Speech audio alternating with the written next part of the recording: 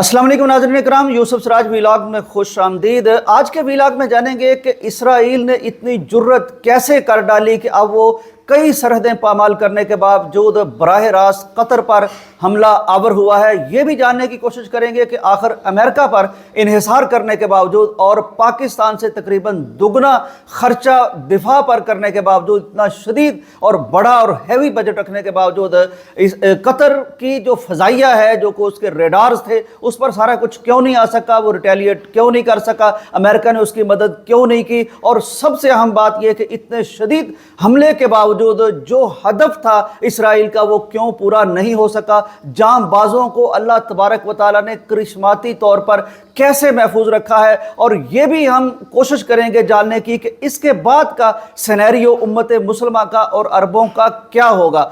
नाज़रीन इकराम, सबसे पहली बात यह है कि ये हमला जब किया गया है उसके बारे में दो तीन थ्योरीज सामने आई हैं।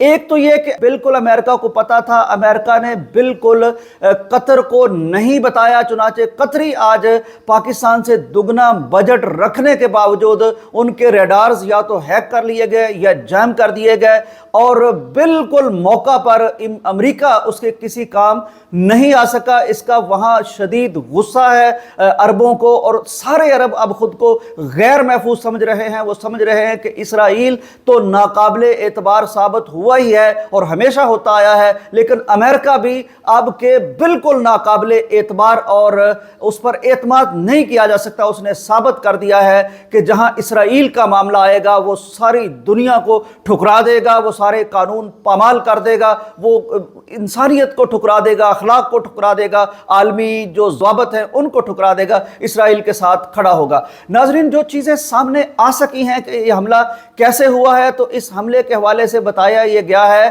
कि अल अदैद जो कतर में अमरीकी अड्डा है वहां से इसको फ्यूल दिया गया है, तो इस वजह से ये इसके जो तैयारे हैं वो वापस जा सके हैं। ये मिसाइल भी मारे गए हैं, एयर स्ट्राइक भी की गई है। लेकिन नाज़रीन इकराम, सबसे दिलचस्प मामला जो इस वीलॉग का है, जो इस सिचुएशन का वो ये है कि इस कदर शदीद मुज़ाहमत के बावजूद, शदीद हमले के बावजूद, अमरीका की पुश्तबानी के बावजूद और अमरीका की आंखें, दोस्ती की आंखें और दिफा के हवाले से जो वादे वईद किए थे वो आंखें बंद कर लेने के बावजूद क्या वजह बनी कि इसराइल अपना हदफ हासिल करने में नाकाम रहा।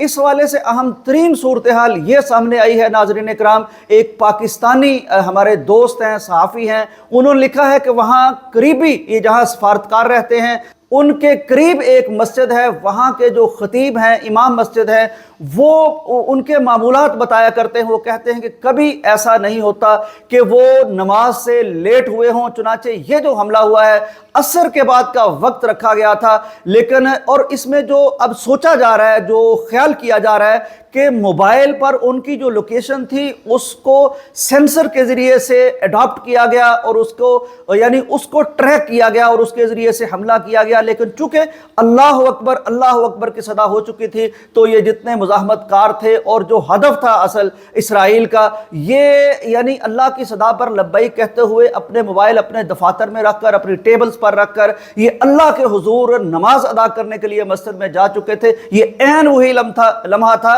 जब हमला होता है। तो यूं अल्लाह तबारक व तआला का ये जो कुरान मजीद में इरशाद है मोमिनीन के लिए कि या अय्युहल्लज़ीना आमनु इस्तईनु बिस्सब्रि वस्सलाह इन्नल्लाहा मअस्साबिरीन, के मोमनो तुमने शदीद तरीन लम्हात में अल्लाह तबारक व तआला के साथ सब्र करते हुए और नमाज कायम करते हुए मदद अल्लाह की चाहनी है। तो ये सब्र तो बेचारे एक अरसे से कर रहे हैं। इन जैसी शहादतें, इन जैसी कुर्बानियाँ, इन जैसी मुज़ाहमत इन्होंने किसी ने नहीं देखी। आज के दौर में कुरून उला की यादें ताज़ा कर दी हैं। जो सूरत हाल वहाँ है, 1.5-2 साल से ये कहत बर्दाश्त कर रहे हैं, ये जाने अल्लाह की राह में कुर्बान कर रहे हैं, और ये सारा कुछ करने के बावजूद इनके लबों पर सब्र भी है, शुक्र भी है, ईमान का कलमा भी है, और ये कैफियत तो थी। लेकिन नमाज की पाबंदी जो है, और ये नमाज जो पढ़ने गए थे, इनकी नमाज की पाबंदी की आदत, नमाज से अटैचमेंट, अल्लाह के हुजूर पेशानी झुकाने की जो जुस्तजू और शौक है, उसको अल्लाह तबारक व तआला ने जरिया बनाया है इनकी जान बचाने का, इनके तहफ़्फ़ुज़ का।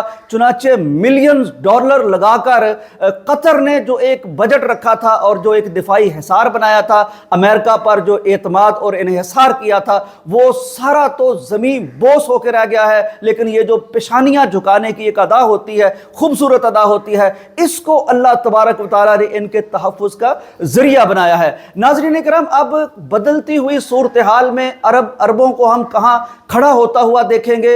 मोहम्मद बिन सलमान ने फ़ौरन एक कोई सालाना उनकी कॉन्फ्रेंस होती है मजलिस मुशावरत के साथ, उसमें खड़े होते हुए फ़ौरन इस पर रिस्पॉन्स किया और उन्होंने कहा कि कतर के डिस्पोजल पर पूरा हमारा ये जो यानी सऊदी अरब की जो चीज़ कतर को चाहिए वो उनके डिस्पोजल पर है, वो ले सकते हैं इसराइल को रिटेलिएट करने के लिए। लेकिन नाज़रीन इकराम, अहम तरीन नुक्ता जो इस वक्त अरबों ने भी समझ लिया है, दुनिया ने भी समझ लिया है कि अमेरिका जो तैयारे देता है, जो दिफाई सिस्टम देता है, वो कभी भी इसराइल के खिलाफ इस्तेमाल नहीं करने देगा। अरब जो हैं इस वक्त वो इस सूरत हाल को समझकर सोचकर अब उनको एक नए तरीके से सोचना पड़ रहा है, वो एक नया आगाज़ करने जा रहे हैं। उनका वो आगाज़ क्या हो सकता है? यकीनन उन्हें पाकिस्तान मॉडल से सीखना होगा।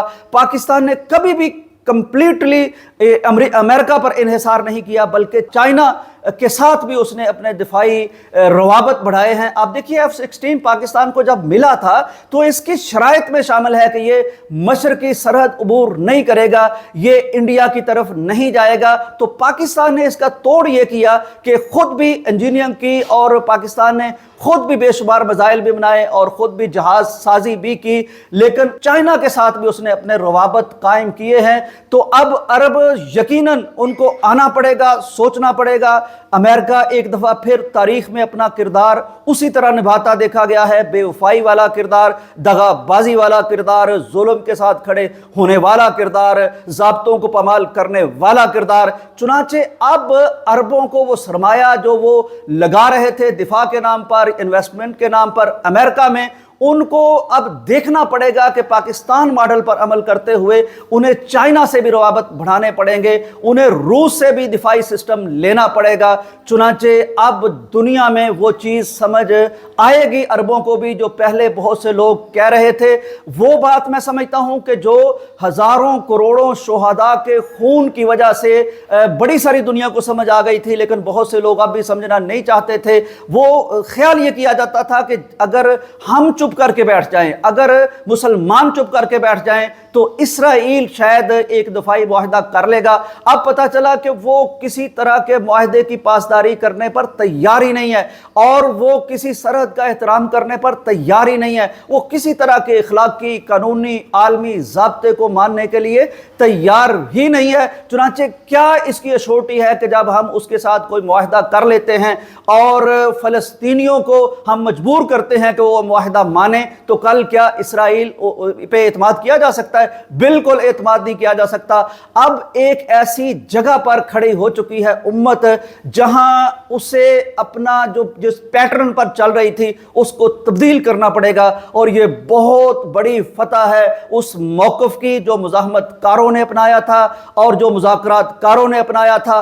बहरहाल ये एक ऐसी कैफियत है जहां हमें दुआ करनी चाहिए। अगर अरबों का रुख बदलता है तो उम्मत का रुख बदल जाएगा और इंशाल्लाह जल्दी नहीं होगा, क्योंकि ये बड़े एक तरीके से यू टर्न लेना पड़ेगा, इतना आसान नहीं होता।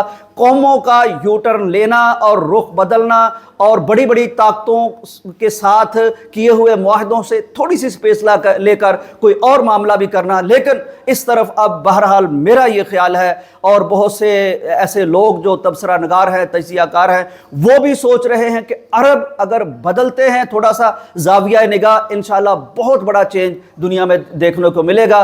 बहरहाल हम दुआ करते हैं कि अल्लाह तबारक व तआला इस उम्मत के लिए खैर फरमाए, अल्लाह ताला इसके मजलूमों की मदद फरमाए, अल्लाह ताला इसकी पामाल सरहदों और इसकी मकबूजा जगहों की हिफाजत फरमाए और उन्हें आज़ाद करे। इजाज़त दीजिए, अल्लाह हाफिज़।